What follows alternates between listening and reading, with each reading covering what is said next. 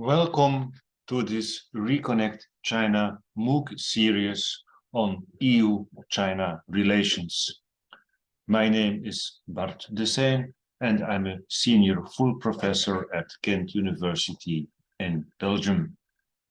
In this session of the EU-China relations series, I will talk about global China. I will more precisely look at how China is behaving on the international scene, seen from a historical perspective.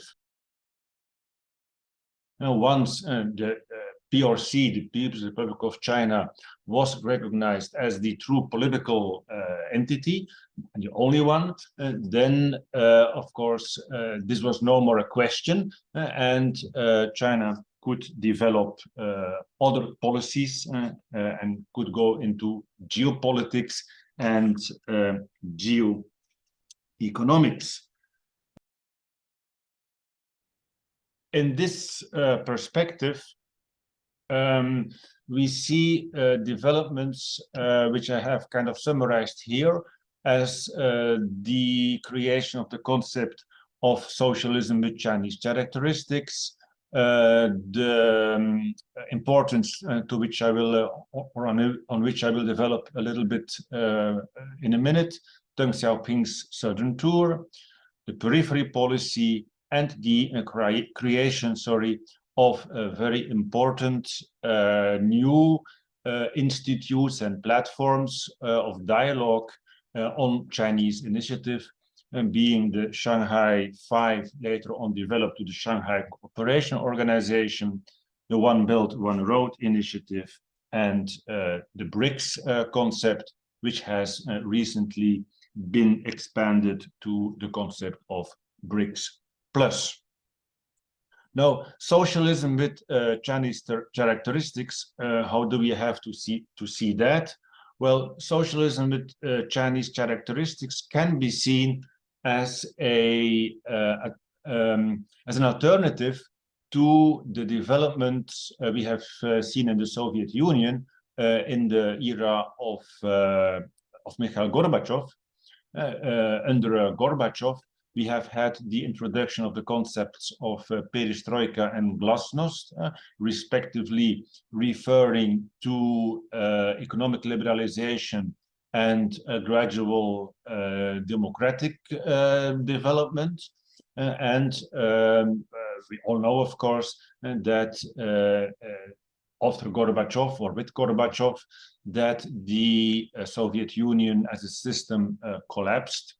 And this has been interpreted in China as not the model to follow, in line with the development that started after the Great Leap Forward with gradual economic, more moderate policies. In line with this, modernization of the economy was continued, but this was embedded within the continuation of the political system as it existed, so without a democratization that was visible or that we have witnessed in the Soviet Union. And this is then referred to as the socialism with Chinese characteristics, is also related concepts such as the socialist core values, or the realization of the great rejuvenation of the Chinese nation and the maintenance of the Chinese territorial integrity, and that has been realized with the exception of Taiwan, and the return of China on the world stage, and here again referring in the narratives to the century of humiliation, so doing away with this historical humiliation by indeed a China that is more and more prominently present on the international scene. The 90s have again been a very important turning point, and the turning point is then symbolized, let's say, in Deng Xiaoping's Southern Tour. The Deng Xiaoping Southern Tour actually means that Latin America, Africa, were no longer kind of the ideological partners of China, but that these regions became increasingly also the object and the partners on in an economic and increasingly also geopolitical perspective. So one can really say that the 90s or the period in which China turned from economic collaboration with Western Europe and the United States towards a cooperation economically on a more on a full global scale. So this is the importance, symbolic importance of Deng Xiaoping's Southern Tour, the Nanxun.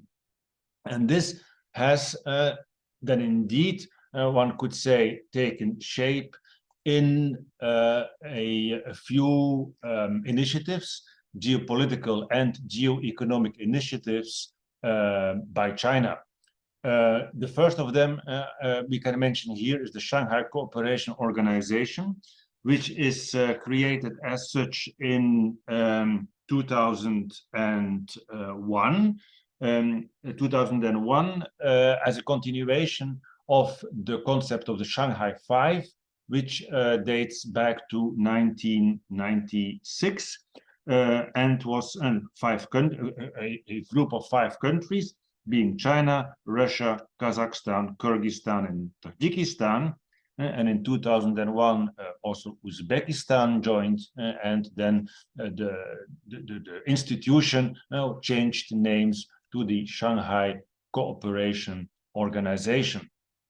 And since then, as you can see on this map, also other countries have joined, let's say, the group through or in different functions, as observers, as guest partners, as dialogue partners, and so on. Now, the important thing here also to mention is that 1996 is not a mere coincidence, and this again is related to what I have already mentioned, being the collapse of the Soviet Union. And when that happened, the countries of Central Asia became independent, and there was a problem of insecurity. And so the Shanghai Five, later Shanghai Cooperation Organization, was created as an institution, as an instrument for to combat terrorism, to combat drug trafficking, and to diminish military tensions that were present in the region. Gradually, however, and there we see how China has increasingly become a geopolitical and a geoeconomic actor, increasingly this security structure that was the Shanghai Cooperation Organization has developed into an instrument, into a construction for economic and increasingly also political collaboration. Different from that is the Belt and Road Initiative. The Belt and Road Initiative has largely been described as a grand strategy of China on the geoeconomic and geopolitical arena. The Belt and Road Initiative can actually be seen as a continuation, I would say, of policies that predate the creation or the launching of the BRI in 2013. Under the economic modernizations that started at the very end of the 70s under Deng Xiaoping, it was especially the coastal zones of China that have been economically developed, and with the idea of Deng Xiaoping that it was not a bad thing that some regions would become prosperous quicker than others, because this would have a spillover effect to the rest of the country. And this is indeed what actually happened. We see that gradually after the development of the coastal areas in the east and the southeast of the country, that policies were more directed towards the center and the west of the country, in the so-called Go West or Xi-Chu policies. From there, we have development to the so-called periphery policy, the European Junction, which meant that the periphery of China should first and foremost then be in this particular stage be developed. And we also see that in 2013, when Xi Jinping, the current president, launches the Belt and Road Initiative, which was then still called One Belt, One Road, that also there in the narratives, it is mentioned that the Belt and Road Initiative, the Itai Ilu, is meant to develop the periphery of China.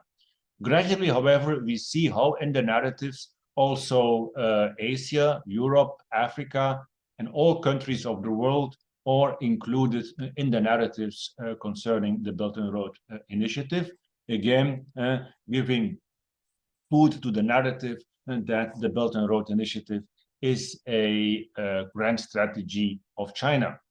In practice, however, we should also mention that Belt and Road is very much a bottom-up dynamic and bottom-up process, much more so than a top-down one, in the sense that it are local initiatives with local people who want to collaborate in some economic project that later on and then post factum actually get the label of this is belonging to Belt and Road. But it is, in essence, Belt and Road, one could say, is the overarching name for a whole range of local initiatives. Local initiatives, at this moment, approximately 3,000 projects are being considered to belong to the Belt and Road Initiative, with worldwide a job creation of something in the order of 420,000 jobs. And here on the map, you see how indeed this network of roads, of connections, of connectivity is portrayed. But once again, it is the very existence of the Belt and Road Initiative all depends on the willingness of local initiators, of local initiative. Again, of a different type of construction is the BRICS concept. Now, the BRICS concept was not created as a concept by China itself. It was actually a concept that was created within Goldman Sachs. But very recently, China has in the global south expanded its presence geoeconomically, geopolitically, and very recently the BRICS, Brazil, Russia, India, China, South Africa, have been supplemented with Argentina, Egypt, Ethiopia, Iran, Saudi Arabia, and the United Arab Emirates. This is 2023. And this is indeed a Chinese initiative. The nature is different from Belt and Road, is different also from the Shanghai Cooperation Organization, in that sense that BRICS and BRICS Plus, as it is now called, is a platform of negotiation, but is not an institutionalized structure. So China is, in this respect, having initiatives in different types of collaboration.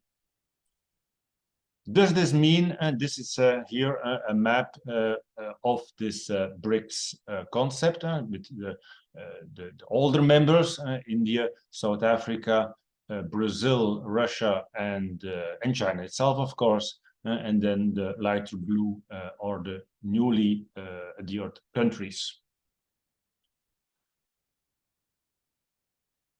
Still different in perspective or some more initiatives, such as the Global Development Initiative, the Global Security Initiative, and the Global Stabilization Initiative in respectively 2021, 22, and 2023.